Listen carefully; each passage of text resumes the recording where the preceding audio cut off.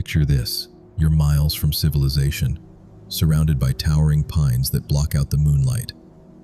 The campfire crackles beside you, casting dancing shadows that seem to move with a life of their own.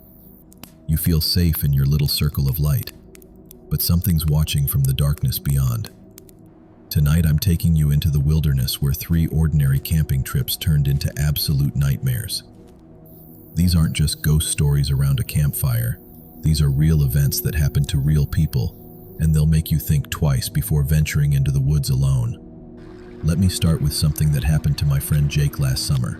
He's an experienced outdoorsman, the kind of guy who could survive a week in the wilderness with nothing but a pocket knife and some dental floss.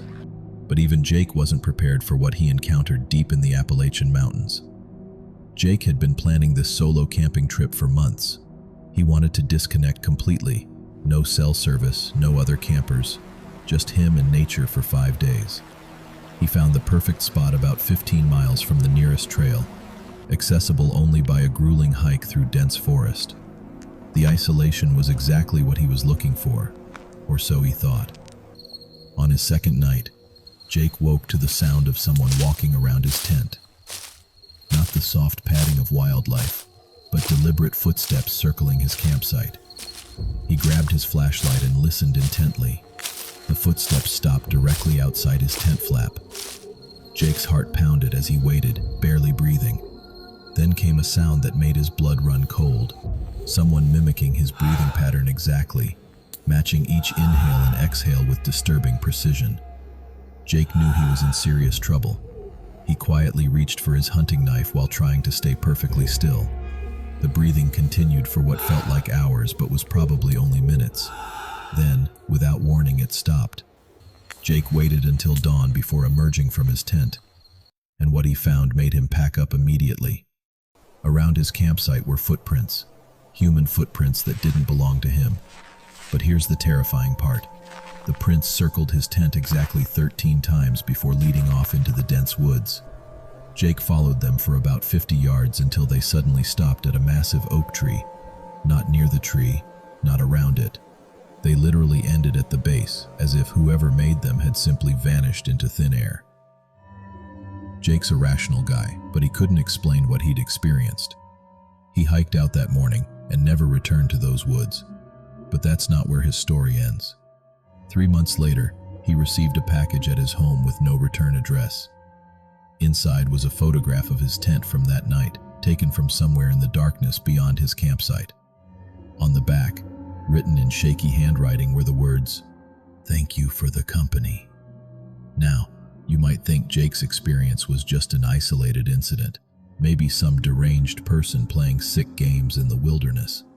But what happened to Sarah and her boyfriend Mike suggests something far more sinister might be lurking in America's remote forests. Sarah and Mike were celebrating their anniversary with a romantic camping trip in the Olympic National Forest.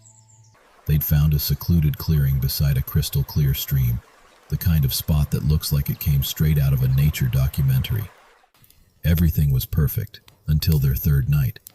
They'd gone to bed around midnight after roasting marshmallows and sharing stories about their future together. Sarah woke up around 3 in the morning to the sound of Mike talking to someone outside the tent. She could hear his voice clearly, having a conversation with what sounded like another man. The stranger's voice was oddly muffled, as if he was speaking through cloth or had something wrong with his mouth. Sarah assumed Mike had encountered another camper who might be lost or in trouble. She was about to unzip the tent to check on him when she heard Mike say something that made her freeze. "I don't understand what you want from us." The fear in his voice was unmistakable. The muffled voice responded, but Sarah couldn't make out the words. Then Mike spoke again. "Please just leave us alone." Sarah's hands trembled as she slowly unzipped the tent just enough to peek outside. What she saw defied all logic and reason. Mike was standing about 10 feet from their tent, facing the tree line. But he wasn't talking to anyone. There was nobody there, yet Sarah could still hear that muffled voice responding to Mike's pleas. It seemed to be coming from the darkness between the trees, sometimes from the left, sometimes from the right, as if the speaker was moving through the forest just beyond the range of their flashlight. Sarah watched in growing horror as Mike continued this one-sided conversation for nearly an hour. He would respond to questions she couldn't hear, make agreements to demands that were inaudible to her. Finally, Mike walked back to the tent and climbed inside, acting as if nothing had happened. When Sarah asked him about the conversation, Mike looked at her with genuine confusion. He had no memory of leaving the tent or talking to anyone. He'd been asleep the entire night. But Sarah knew what she'd seen and heard. She insisted they pack up and leave immediately, despite Mike's protesting that she must have been dreaming. As they hiked out the next morning, Sarah noticed something that made her blood run cold. Along the trail, pressed into the soft earth beside the stream, were dozens of handprints. Not footprints, handprints. As if someone had been crawling on all fours, following the path they'd taken into the woods. The prints were human-sized but wrong somehow, with fingers that seemed too long and impressions too deep for normal hands. But here's what haunts Sarah the most. When she tried to show Mike the handprints, he couldn't see them. To him, the trail looked completely normal. It was as if whatever had visited their campsite that night existed in a reality only she could perceive. The final story I want to share happened to a group of college friends just last fall. Tom, Alex, and Brett decided to go camping in the Adirondack Mountains for what they called their annual guys' weekend. These weren't inexperienced city kids. They'd been camping together since high school and knew how to handle themselves in the wilderness. They set up camp in a remote area known locally as Devil's Hollow, despite warnings from locals about strange disappearances in the area over the years. The guys laughed off the superstitions, joking that they were more worried about bears than ghosts. They should have listened to those warnings. Their first night passed without incident, but on the second night, things began to go wrong in ways that still give Tom nightmares. They'd built a large campfire and were sitting around it, drinking beer and telling stories, when Alex noticed something moving in the darkness beyond the firelight. At first, they thought it might be a deer or other wildlife, but whatever it was seemed to be watching them with an intelligence that felt distinctly human. Brett grabbed his powerful LED flashlight and swept the beam across the tree line. For just a moment, the light caught something pale moving between the trunks, something that quickly darted out of sight. They all saw it, but none of them could agree on what it actually was. Tom thought it looked like a person in white clothing. Alex swore it was something crawling on all fours. Brett insisted it was just the reflection of the flashlight off a birch tree. As the night progressed, the feeling of being watched intensified. They kept hearing sounds from the forest, twigs snapping, leaves rustling, and most unsettling of all, what sounded like whispered conversations in a language none of them recognized. The whispers seemed to circle their campsite, sometimes coming from directly behind them, sometimes from the canopy above. Around midnight, their battery-powered radio began picking up a signal. This shouldn't have been possible. They were too far from any radio stations to receive anything but static. Yet suddenly, their radio was playing music. Not just any music, but songs that each of them associated with deceased family members. Tom heard his grandfather's favorite jazz standard, a song he hadn't heard in years. Alex recognized a lullaby his grandmother used to sing to him. Brett heard his dead brother's favorite rock anthem. The songs played for exactly 3 minutes each before switching to the next one. But here's the truly terrifying part. Mixed in with the music, they could hear voices, faint at first, but gradually becoming clearer. The voices were calling their names, pleading with them to come into the forest. The voices sounded exactly like their dead relatives. Tom's grandfather's voice called out, "Tommy, I've been waiting for you. Come find me, boy." Alex heard his grandmother, "Sweet child, I'm lost in these woods. Help me get home." Brett's brother spoke with heartbreaking clarity, "I'm scared out here in the dark. Please don't leave me alone again." The rational part of their minds knew this was impossible, but the emotional pull was overwhelming. Alex actually stood up and started walking toward the tree line before Tom and Brett tackled him and dragged him back to the fire. They spent the rest of the night taking turns staying awake, making sure none of them wandered into the darkness. When dawn finally broke, they discovered something that chilled them to the bone. Their campsite had been completely surrounded by stones arranged in perfect circles, dozens of them, each about 3 feet in diameter. The stones hadn't been there when they went to sleep, and none of them remembered hearing anyone moving around their camp during the night. But the stones weren't the worst discovery. Inside each circle, pressed into the dirt, was a handprint. Not the elongated prints Sarah had found, but normal human handprints.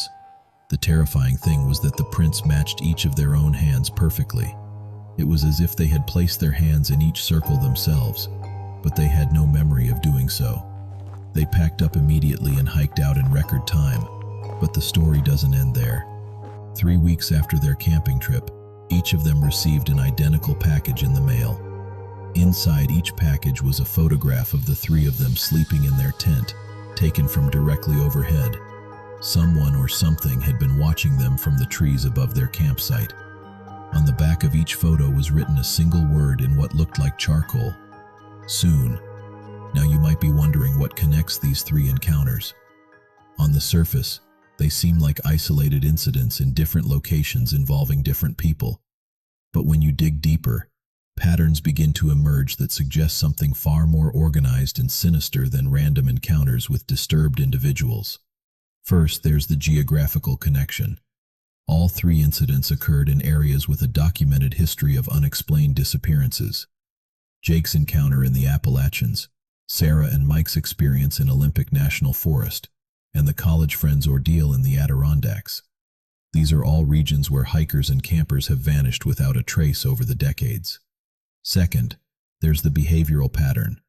In each case, the entities or individuals involved demonstrated knowledge of the campers' personal lives and histories. Jake received a photo proving someone had been watching him. Sarah heard conversations with someone who seemed to know intimate details about their relationship. The college friends heard voices of their deceased relatives calling them by name. Third, there's the psychological element. Each encounter involved attempts to lure the victims away from safety, to draw them into the darkness where they would be vulnerable and isolated. The circling footprints around Jake's tent, the voice calling Mike into conversations, the relatives' voices pleading for help from the forest. But perhaps most disturbing of all is what happened when I started researching these stories for this video. I reached out to park services and local law enforcement in these areas, asking about missing persons reports and unusual incidents. What I discovered was a pattern of disappearances that has been systematically covered up or explained away for decades. In the past 20 years alone, over 300 people have vanished in remote wilderness areas under circumstances that defy logical explanation. They're not lost hikers who wandered off trails or victims of animal attacks. These are experienced outdoors enthusiasts who simply vanished without a trace, often leaving behind campsites that show signs of the same disturbing phenomena our storytellers encountered. The official explanations vary: wildlife attacks, falls into ravines, exposure to elements. But the families of the missing tell a different story. They describe receiving mysterious packages months after their loved ones disappeared, containing personal items and photographs that suggest their family members survived far longer than authorities claim possible. There's something else, something I discovered that made me seriously consider not sharing these stories at all. When I contacted Jake, Sarah, and Tom to verify details for this video, I learned that all 3 have reported ongoing experiences since their camping trips. They receive packages with no return addresses. They find evidence that someone has been on their property. They hear whispers in languages they don't recognize coming from their own homes at night. Most disturbing of all, they've each reported encounters with other people who claim to have had similar experiences. These individuals share remarkably consistent details about their wilderness encounters, despite having no contact with each other and experiencing these events in different locations across the country. What this suggests is that there's an organized presence in America's wilderness areas, something intelligent enough to study and psychologically manipulate its targets, patient enough to stalk them for months or years after initial contact, and sophisticated enough to avoid detection by authorities. I want to be clear, I'm not suggesting these are supernatural entities or cryptid creatures. What I'm describing has all the hallmarks of human intelligence, but operating according to rules and motivations we don't understand.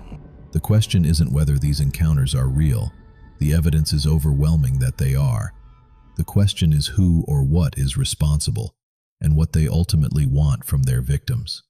Some researchers have theorized about isolated communities that developed in remote wilderness areas, perhaps survivors of historical disasters or descendants of people who deliberately separated themselves from mainstream society. These communities would have intimate knowledge of the terrain and wildlife, allowing them to move undetected through forests where outsiders would struggle to survive. Others have suggested more sinister possibilities: organized groups that use wilderness areas as hunting grounds, selecting victims who are isolated and unlikely to be missed immediately. The psychological manipulation would serve to disorient and control victims, making them easier targets. But here's what really keeps me up at night. The scale of organization required to coordinate activities across multiple states and wilderness areas suggests resources and manpower that go far beyond what isolated communities or random criminal groups could manage. We're talking about something that operates like an institution, with consistent methods, long-term planning, and the ability to evade law enforcement for decades. I've received dozens of emails from viewers sharing their own wilderness encounters, and the patterns are becoming impossible to ignore. The circling behavior, the mimicked voices, the personal knowledge of victims' lives, the follow-up contact months or years later. These elements appear in story after story from people who have never met each other. But perhaps most chilling of all are the messages I've received from people claiming to be former members of whatever organization is responsible for these encounters. I can't verify the authenticity of these messages, but they describe recruitment processes, training procedures, and operational methods that align disturbingly well with the experiences reported by victims. According to these alleged insiders, the wilderness encounters serve multiple purposes. They're recruitment tests, psychological experiments, and in some cases, hunting expeditions. The organization supposedly maintains detailed files on thousands of regular wilderness users, tracking their habits, relationships, and psychological profiles over years before making contact. The most disturbing claim is that many of the missing persons cases in wilderness areas aren't disappearances at all, but successful recruitments. According to these sources, people who demonstrate the right psychological characteristics during their initial encounters are offered a choice: join the organization or face consequences that extend to their families and loved ones. I want to emphasize that I cannot confirm any of these claims, and I'm sharing them only because they provide a potential framework for understanding the experiences I've documented.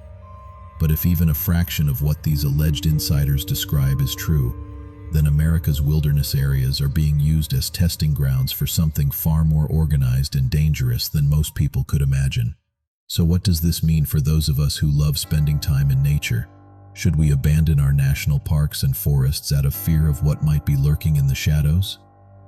I don't think that's the answer, but I do believe we need to approach wilderness recreation with a new level of awareness and preparation.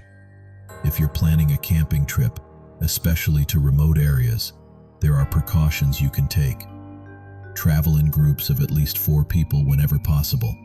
Maintain constant communication with someone outside your group who knows your exact location and timeline. Trust your instincts. If something feels wrong, pack up and leave immediately, even if you can't identify a specific threat. Most importantly, document everything. If you experience any of the phenomena I've described, circling behavior, mimicked voices, evidence of surveillance, photograph or video record whatever you can safely capture. Share your experiences with others, not just for your own safety, but to help build a more complete picture of what's happening in our wilderness areas. The victims whose stories I've shared tonight all made the same mistake. They tried to rationalize away their experiences instead of trusting their instincts. They convinced themselves they were imagining things, or that there had to be logical explanations for what they witnessed. Don't make that mistake. Your survival instincts exist for a reason. And in the wilderness, they might be the only thing standing between you and becoming another unexplained disappearance. But here's what troubles me most as I conclude this investigation. I've begun experiencing some of the same phenomena described by the victims whose stories I've shared.